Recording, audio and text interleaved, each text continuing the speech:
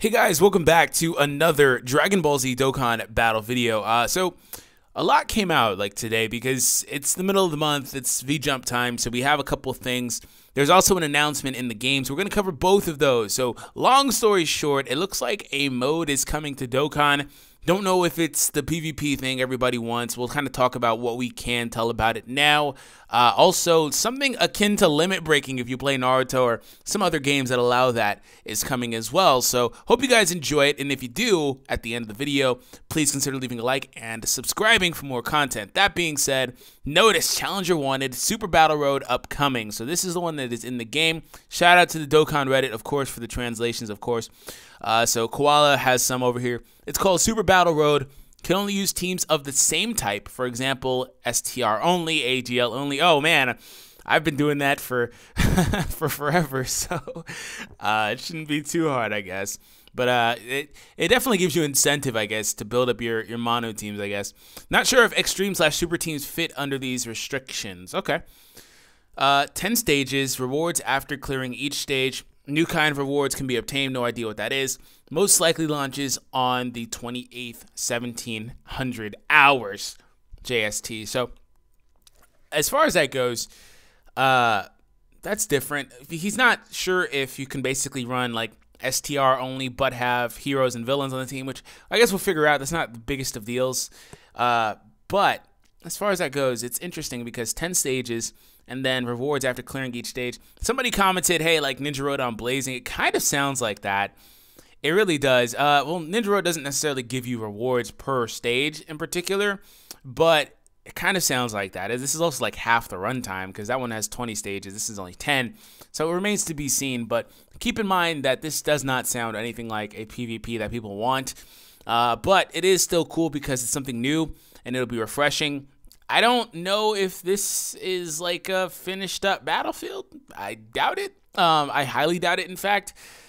The weird thing about this is that if it's not Battlefield, you know, in the notice, whenever they put the Battlefield medals in the Baba shop, they said, hey, sorry, but we're still working on Dokkan Battlefield. That notice was on JP. Global didn't have anything about that. But as far as that goes, so they're still working on it. They haven't scrapped the idea, and I will always say that they haven't scrapped the idea because they didn't spend the time and money and resources to develop it in the first place. Just to say, oh, we'll never use it again because we didn't like it. So it's coming back eventually, but this kind of sounds like they've kind of moved on from it, which some people care, a lot of people don't. It is what it is. This kind of sounds like they're, you know, putting their eggs in a different basket, trying to focus on other things. Which is, it's really weird when you think about like the priorities of this game, you know, overall, because, you know, you talk about Vegito Blue and he's a really big topic now because there's other LRs coming out. And of course, I don't even know if that's coming to JP, right? So operating on the premise that that is only coming to Global, I don't know if it makes sense or not because Global will still get the LRs that are coming now eventually to JP, like the, you know, the Goku. I don't know how to get him yet. It's been theorized a couple of different ways. We simply don't know yet.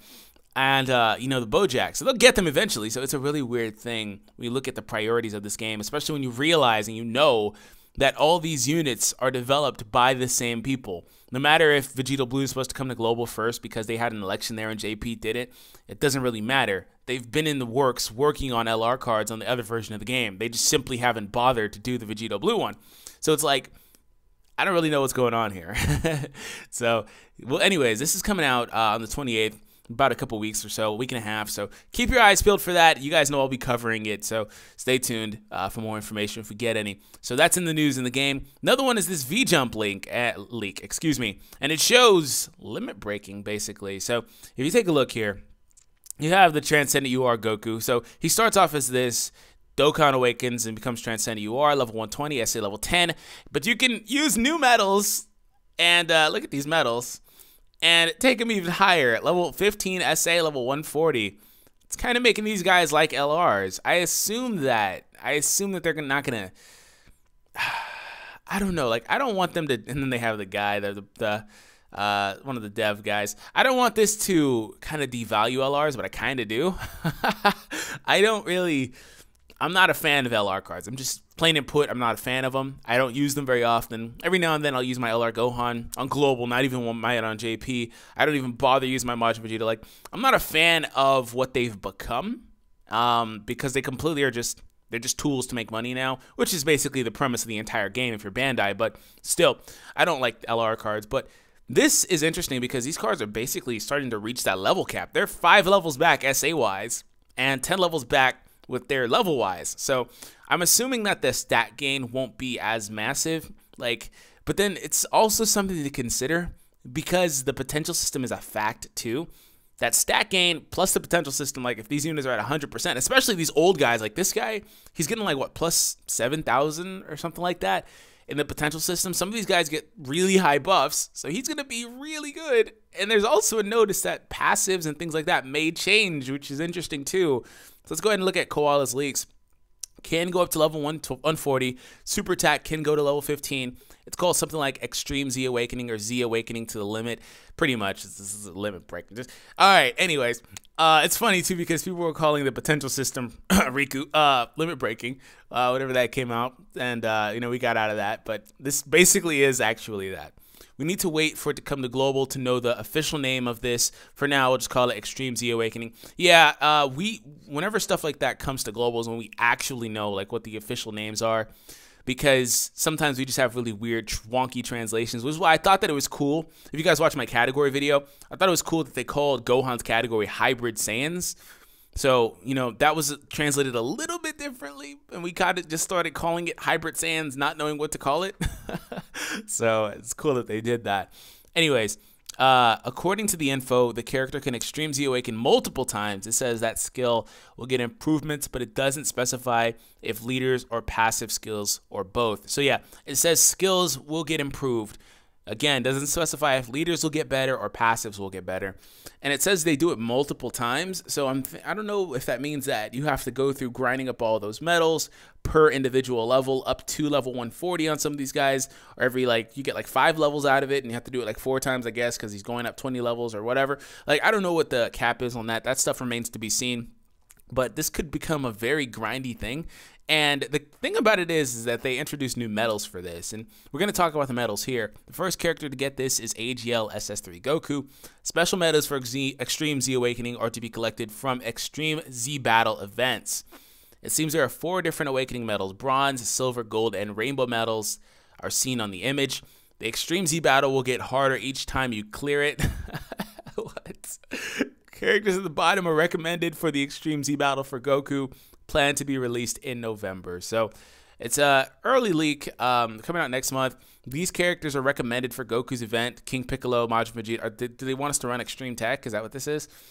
I mean, Extreme Tech would be the best team to run, not because they're a good team, but because of the damage modifier. They get like the type advantage and then the bonus from being extreme types taking on a super event.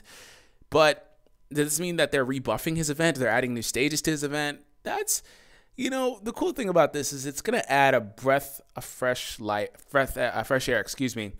life into the game. And the thing about it is that people need to understand this game basically it's like a collector thing.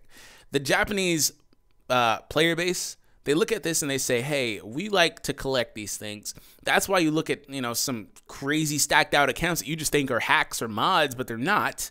Some people have 100% LRs and every LR at 100% or whatever, and it's not. It's just they like to collect this type of stuff. And stuff like this is what kind of drives that mentality, saying, hey, you can take your collected card you've already built up and make it a little better. So they don't really too much care about the gameplay. Of course, you have to kind of play the game, but it's interesting, though, because, it turns into a little bit more of a customizable, collectible game. And that's kind of what the potential system was good for.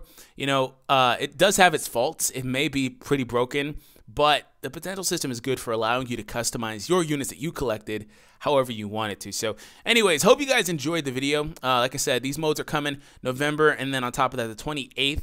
For the other one. So again, if you guys are not subscribed, make sure you subscribe because we're going to have this stuff coming, potentially more stuff coming out, and I'm going to be covering all of it here on the channel. Anyways, have an awesome day. Thank you guys for the continued support, and I'll catch you guys in the next one. Take it easy, guys.